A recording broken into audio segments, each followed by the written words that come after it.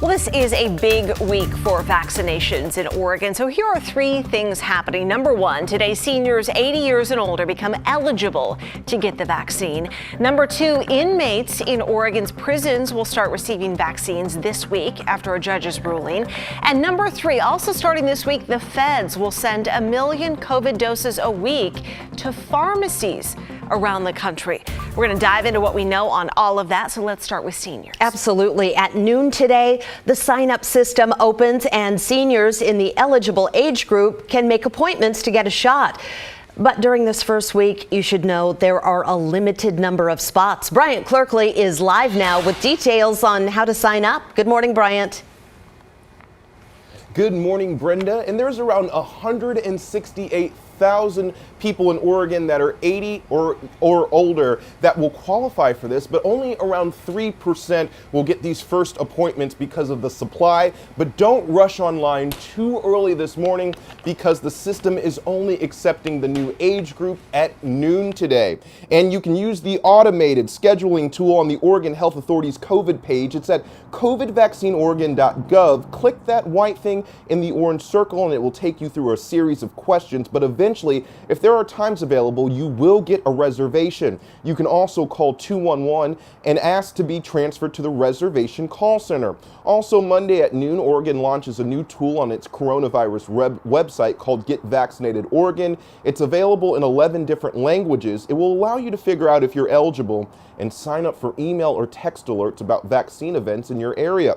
For those in the metro area, the vaccination sites are at the Oregon Convention Center and the airport. The first week, there will be about 1,000 doses available at the Convention Center and just over 4,400 at the airport drive-through site. The airport got more because organizers assumed it would be easier for seniors.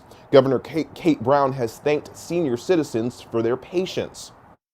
I want to say thank you to our seniors for your patience thus far and for your continued patience in the coming days and weeks. We are certainly still managing a scarce resource. There is not enough vaccine yet to give everyone who is eligible a shot when they're ready. Now, that online scheduling portal is only for people in the Portland metro area and for people in Marion and Columbia counties. Now, if you have questions or if you want to make an appointment, it's best to call or check online at your local or your county's health department. Back to you guys. All right. Thank you, Bryant. We also want to talk about folks over in Washington. This week's appointments at the Clark County Fairgrounds are already all spoken for. They open up slots every Sunday. They had 4,000 reservations available this week, and boy, did they go fast. They were all gone in about 15 minutes. So far, the site in Ridgefield has vaccinated about 6,700 people in less than 2 weeks. Back to Oregon now, where about 5,000 vaccine doses will be set aside this week for state prisons. And then another 5,000 will be set aside for prisons next week. There are about 12,000 inmates in Oregon prisons. More than 1,000 of them who are either older or more vulnerable to COVID have already gotten their shots. Last week, a federal judge ruled inmates need to be vaccinated immediately because they're almost 10 times more likely to get COVID than the average person in Oregon. We mentioned pharmacies already this morning as well and how they're set to receive doses this week. Deliveries will be made to about 6,500 stores across the country. Locally, doses are set to go to Albertsons, Safeway, and Costco locations, along with some smaller independent pharmacies. Safeway and Albertsons are offering appointments online, but they're pretty hard to get right now. The goal is to speed up distribution and eventually expand to 40,000 pharmacies across the country. So we talked to an Oregon State professor who specializes in streamlining healthcare services. He says those smaller pharmacies will need more help to process all the people that they're going to see here in the next few months.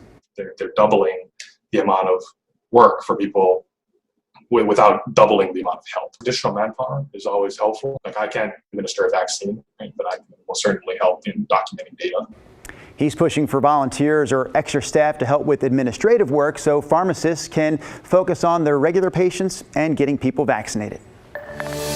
In a historic vote, Oregon lawmakers have recommended the State House vote to expel a fellow member, Oregon Representative Diego Hernandez. Hernandez accused of sexually harassing 3 women and creating a hostile workplace at the state capitol. He's a Democrat who represents parts of East Portland. The House Committee on Conduct made the recommendation Friday after hearing a week of testimony from the women involved. Each say they briefly dated Hernandez, but said when they tried to break up with him, he harassed them. The governor and dozens of lawmakers have all called for him to resign. He maintains there were problems with the investigation. The recommendation to expel him now goes to the full House for a vote. It needs a 2/3 majority to pass. That's 40 votes. Right now, it's not clear when the vote will happen, but the next House floor session is tomorrow. Well, here's what's happening in the nation's capital. It is a big week. Former President Trump's impeachment trial starts tomorrow, and Democrats will lay out what COVID relief looks like, including some new payments for parents. Tracy Potts breaks it all down for us. Recovery package, but Democrats are preparing to vote on COVID relief in 2 weeks, including stimulus payments. In an interview with CBS Evening News, President Biden said the payments will phase out based on income. it's somewhere between an individual making up to 75 and phasing out and a couple making up to 150 and phasing out. But again, I'm wide open on what that is. The president admits this bill will not raise the minimum wage, but Democrats are planning to add new child payments up to $3,600 paid monthly starting in July. Republicans argue the $1.9 trillion plan costs too much. Sometimes a cure is worse than a disease. Stimulus talks continue as the Senate prepares for the Trump impeachment trial to begin tomorrow. I think this is a very bad idea. 45 plus Republicans are going to vote early on that it's unconstitutional. A handful of Republicans say they'll be impartial jurors. I'm going to listen to the arguments on both sides and make the decision that I think is right. Those arguments may or may not include witnesses. There will already be over 100 witnesses present, and those will be the House and Senate members. But getting 17 Republicans to convict still seems unlikely. Senate Democrats are leaving it up to House managers, the prosecutors, whether to call witnesses in this impeachment trial, and the managers haven't said whether they will. Tracy Potts, NBC News. Let's talk local politics for a moment, because today, this year's Kid Governor in Oregon will be inaugurated. This is a program that helps introduce kids to civics education. So this year's Kid Governor, you see him right there. He's a 5th grader at Springville K-8 Elementary School in Beaverton, and his name is Tanish. His community issue this year, ending racism. Racism is all about being judged negatively because of the differences in the color of your skin and your culture. Can you imagine being treated like that? Sounds like a politician. You've got my attention, young man. Tanish does have a plan. He says it includes starting clubs at different schools where kids can learn about racism and having forums for them to share their experiences. If you want to watch his virtual inauguration today, you can check it out at 1:30 p.m. Just go to the Oregon Kid Governor's website. How about that? All right.